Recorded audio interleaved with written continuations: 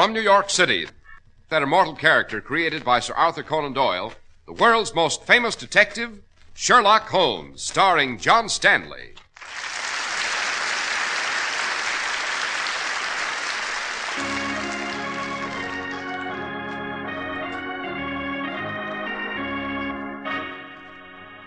This week's story, The Case of the Burmese Goddess. Yes, Watson. This little jade goddess is an ancient relic of Burma, and its legend is as evil as its appearance. Indeed? What is its legend, Holmes? It's said that he who possesses this tiny goddess dies. But first he's forewarned by a strange death song, somewhat like the reedy melody used by snake charmers to... Good Lord, Holmes! Listen!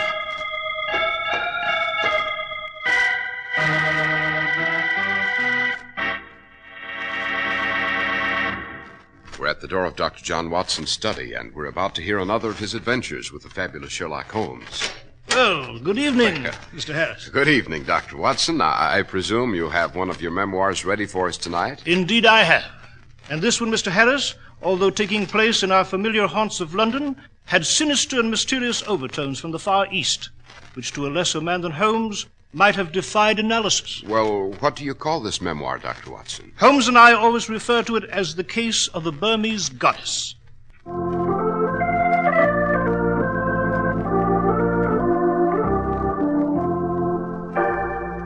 And now, Dr. Watson, what about the case of the Burmese goddess? If my memory does not fail me, Mr. Harris, it took place in the summer of 1911.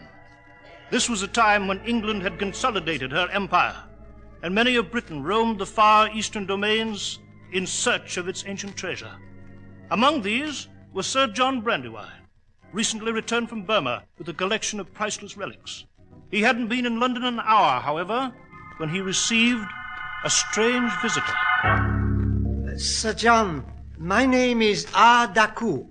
I have come a long way, indeed from my native land of Burma, for this interview. Yes, and what is it you want, sir?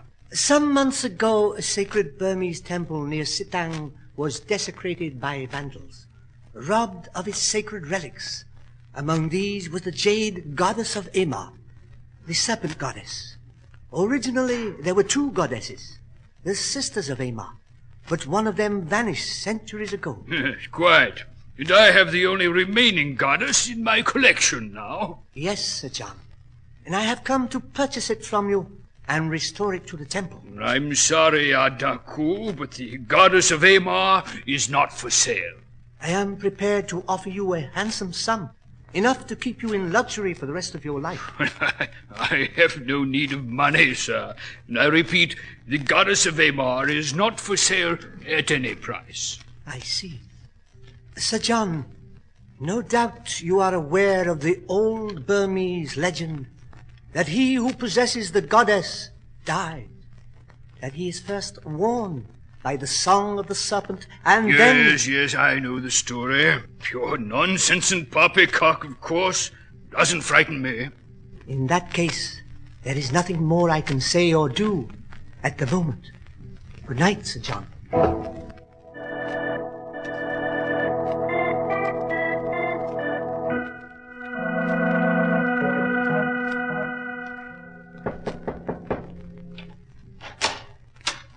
Sir John Brandywine. Yes? My name is Bailey, Reginald Bailey. I am an art collector specializing in Oriental objects of art. Well, Mr. Bailey? A client of mine saw the goddess of Amar when you exhibited it briefly in Paris on your way to England here.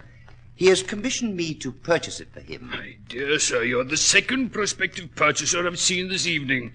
And I'll repeat to you what I said to the first.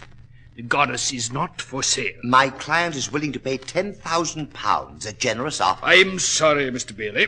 Sir John, I'm afraid you're being stubborn. I've been a collector long enough to know that there is no such thing as a priceless item. Everything has its price, and if it is a question of money... For the last time, sir, I shall try to make myself clear. I will not sell the idol at any price. And now, Mr. Bailey, good night.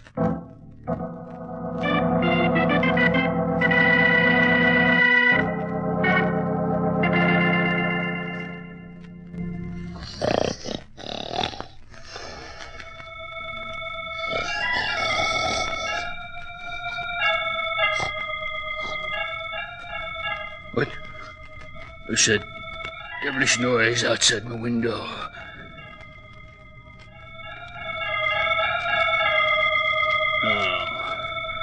No, it can't be.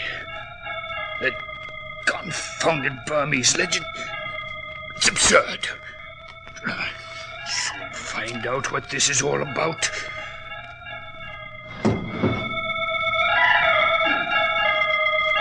Who's down there in my garden? Good for you, speak up, or I'll... No! No!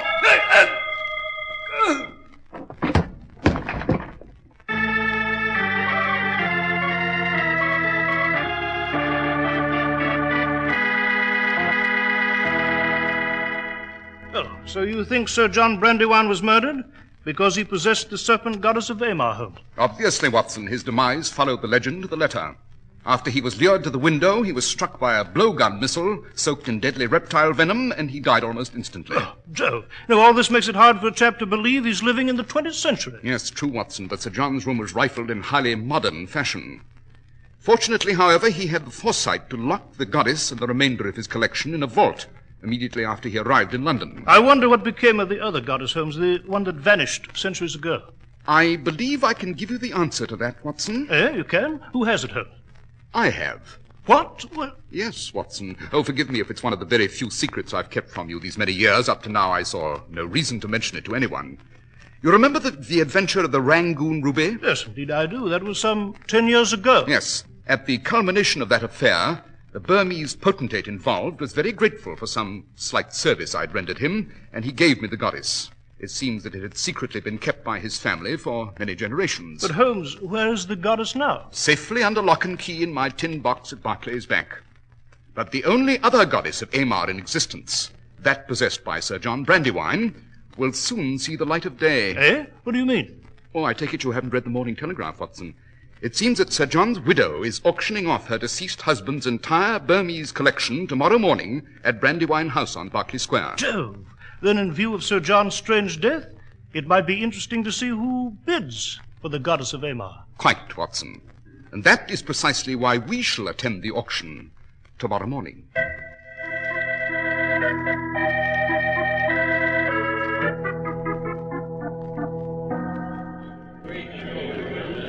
Ladies and gentlemen, your attention, please.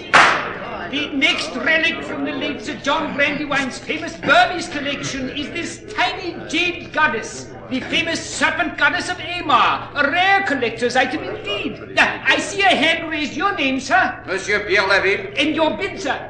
£50. Holmes, that thin-faced Frenchman is doing the bidding. Quite. He's the only one. The others are obviously afraid of the legend. Watson, note the condition of the fellow's hair and hands. What about them? Interesting. Is there Very. another bid? Very well, I have £50. £50 once. £100. £100. I am bid £100. £200. 300. 4. 5. Holmes, what are you trying to do? By the goddess, Watson, outbid this fellow Laville, for reasons of my own. Coming into her own. £500. Will someone offer 6? 6. 7. £700. Will the gentleman in the rear row give me 8? £800. £1,000. £1,000. 1,000 I have bid. Holmes, the other chap stopped bidding. He's leaving the auction. Yes, he is indeed, Watson. But we have a new and late arrival. Note the high-born Burmese gentleman hurrying through the door. I have the 1,000 once, 1,000 twice, sold for £1,000. Mr. Auctioneer, wait. My name is Daku, and I wish to bid. I'm sorry, sir, but the goddess of Aymar has already been sold to the tall gentleman in the front row.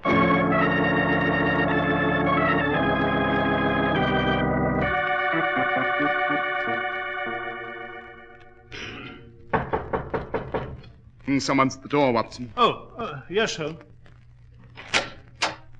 Mr. Holmes, I am Sherlock Holmes. This is my colleague, Dr. Watson. my name is Reginald Bailey. I'm an art collector, Mr. Holmes, and a client of mine is interested in the goddess of Aymar you purchased at the auction this morning. Well? My representative, Monsieur Laville, foolishly allowed you to outbid him, thinking the price was too high. Well, I am interested in buying it now and am prepared to offer you a generous price. How generous? £10,000. 10,000. Holmes, that's 10 times what you paid for. Yes, quite, Watson. But the goddess of Amar is not for sale. Mr. Holmes, you don't realize what you're saying. On the contrary, I know perfectly well what I'm saying. I repeat, the goddess is not for sale at any price. Now, Mr. Bailey, I bid you good night. Very well, Mr. Holmes. I can only say you'll regret your action. Good night. Well, dash it, Holmes, you must be mad, turning down an offer like that. Not at all, Watson. You recall the French gentleman who bid against me at the auction? You remember I referred to the condition of his hair and hands? Yes. The skin on the fellow's hands was desiccated and he'd lost his fingernails. Moreover, on certain areas of his head, he'd suffered a complete loss of hair. Dash it, Holmes, what's all this got to do with the Burmese goddess? It means, my dear fellow, that the jade figure I purchased is worth a fortune. It means that not one, but two mysterious parties want the goddess and will stop at nothing to get it. If I'm not mistaken, there may be a desperate attempt to kidnap the goddess tonight.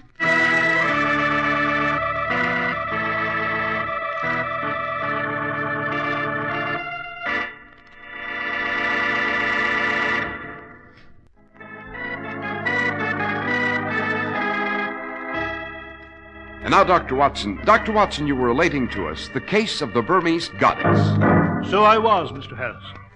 Holmes did not explain his observations any further, and I did not press him.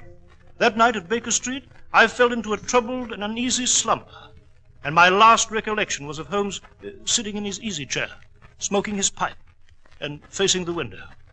He seemed to be waiting for something, expecting something. And then... Watson. Watson, wake up. Holmes, what the deuce is the... Listen. Good Lord, Holmes, the warning song. The warning of death. That infernal legend, Holmes. Right. We have a visitor in the yard. Well, confound it, let's go to the window. No, stay away from the window, Watson. Eh? To approach and open it means certain death. We shall wait here in the dark and elude the trap they've set. Who are they? Obvious, Watson. They... 2 shots from outside our window. Yes, something's happened which I did not foresee. Watson, take your revolver and follow me down to the yard, quickly.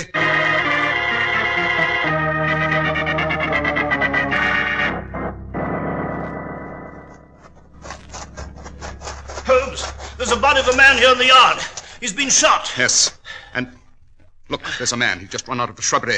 Hello there! Stop! Stop or I'll shoot! Confound it, I missed him. He's right on the fence, Holmes. He's running down Baker Street there. After him.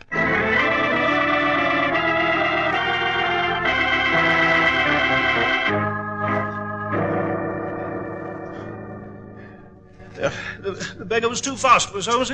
He got away. Yes, quite. But he's left us a souvenir in this corpse here. Right, let us examine the body. Aha! What is it? Identification papers, Watson. And note, they prove that this dead man is Inspector Paul Dubois of the French Sûreté. Eh? What's a French police inspector got to do with a Burmese goddess, Holmes? Everything, my dear fellow, everything. Remember, my competitive bidder at the auction was also French. Yes, the pieces of this remarkable puzzle are beginning to assemble themselves into a clear and precise pattern. And... one moment, Watson. Yes? Observe this slip of paper on the dead man's body. It seems to be a torn piece of rather expensive stationery. What of it? On it are written the words Room 322 in red ink. Well, Holmes, what does it mean? It means that very soon, Watson, I shall have the answer to this whole riddle. Suppose you find the nearest constable and inform him of this affair. For the moment, I shall return to our flat upstairs.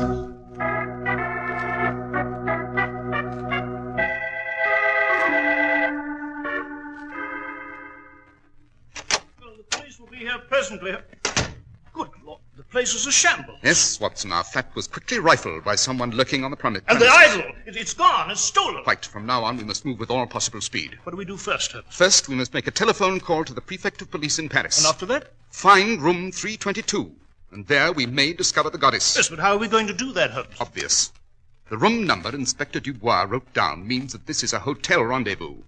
And from the expensive quality of the stationery, we may deduce that Dubois wrote down this number in some first-class hotel. But, Holmes, London is full of first-class hotels. Yes, true, Watson, true. But here is the salient fact. The room number was scrawled in red ink, a highly unusual procedure. It can only mean that this particular hotel ran out of blue ink. In other words, if we can find a first-class hotel using red ink... Yes, quite, Watson, quite. But come, we are wasting too much time in talk. We must resolve this affair quickly before the night's over, or it'll be too late.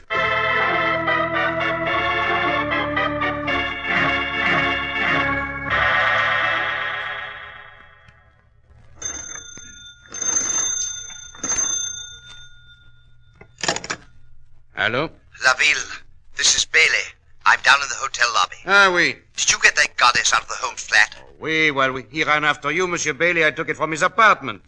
It is here on the table now. I have already broken the goddess from the lead base. Be careful what you do, Laville. Have no fear in these matters, monsieur. Am I not an expert? Yes, but these Burmese devils are after that goddess too, Laville. They were outside Holmes' flat when I got rid of Inspector Dubois. I'll be right up and then we'll get out. Oui, Monsieur Bailey. As for these Burmese natives, they do not know where we are. Monsieur Bailey. What is it? What's the matter? They are here. They've come for the goddess. What? The song, the death song. It is outside my window. Laville, hide the lead base, you hear? Let them have the goddess. That's all they want. Monsieur Bailey, there's someone at the window. On the fire escaping. No! Ah! Laville! Laville!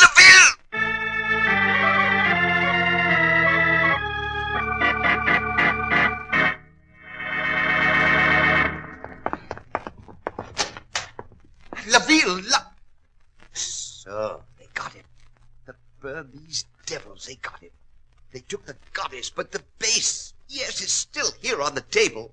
Oh, the Oriental fools didn't know. They left me a fortune. Now to get out. Canada, perhaps, Australia. Or Newgate Prison, Mr. Bailey. Holmes! Dr. Watson! No, Bailey. Don't reach for that gun. As you see, I have my service revolver aimed straight at your head. I should not hesitate to use it at the slightest provocation. Note, Watson, the dead man on the floor is Monsieur Laville, my competitor at the auction. And he suffered the same fate as Sir John Brandywine, the Burmese revenge. So, yes, they've taken the goddess home. There's some good riddance. Let them take it back to the sacred temple whence it was stolen. Our concern is with Mr. Bailey here. How did you find me here? A matter of routine investigation, my dear fellow. I shan't bore you with the details. And I wouldn't clutch that lead base so tightly if I were you. I believe you'll find it worthless. What do you mean? I mean that it's merely a solid block of lead. You see, my dear fellow, you purloined the wrong goddess. What? Holmes, you mean you switched the figures? You took the goddess that you owned from the tin box at Barclays Bank and placed it in our flat? Precisely, Watson. And the goddess I purchased at the auction now rests quite safely in the custody of Inspector Lestrade at Scotland Yard. Then you cheated me. You cheated me out of a fortune. Quite. What's all this about? What fortune? Fortune in radium, Watson. Radium? Exactly.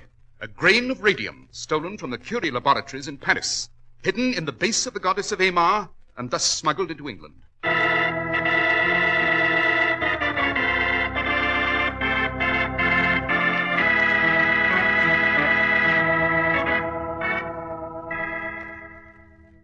Well, Holmes, now that we've delivered the smuggler Bailey to the authorities, would you mind telling me the course of your deduction? I must confess I'm confused. Are you, Watson? Well, the whole affair is really quite obvious.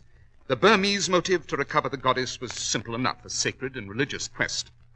But it was at the auction, after observing Laville, that a new element entered. But how? How did you know? The condition of the man's hands and hair.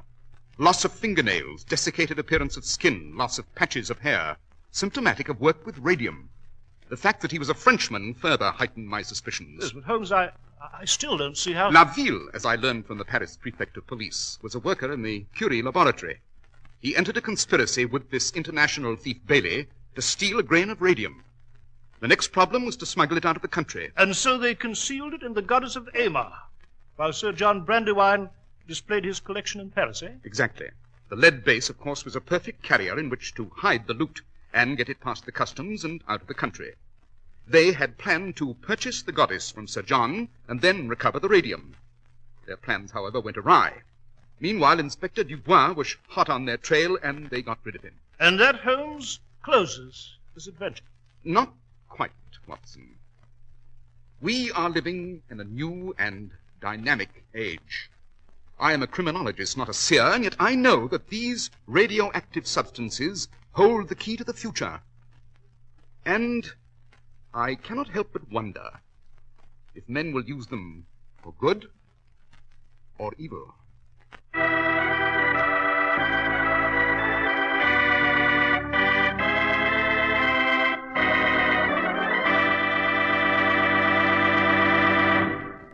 Well, Dr. Watson, that was quite an adventure, sir. Yes, indeed it was, Mr. Harris. It is, in fact, one of my favorite memoirs, and significant in the light of what is being done with radioactive substances today.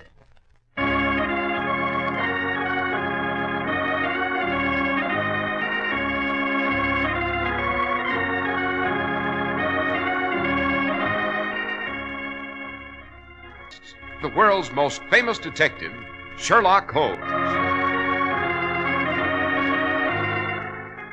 Our stories are based upon the character Sherlock Holmes, created by Sir Arthur Conan Doyle, and the program is produced and directed by Basil Loughrane. Sherlock Holmes is played by John Stanley, Dr. Watson by George Spelman. This week's story was written by Max Ehrlich, with special music by Albert Berman.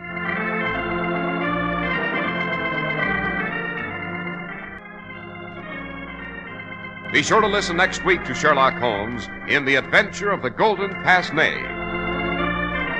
This is Cy Harris speaking. Mutual Broadcasting System.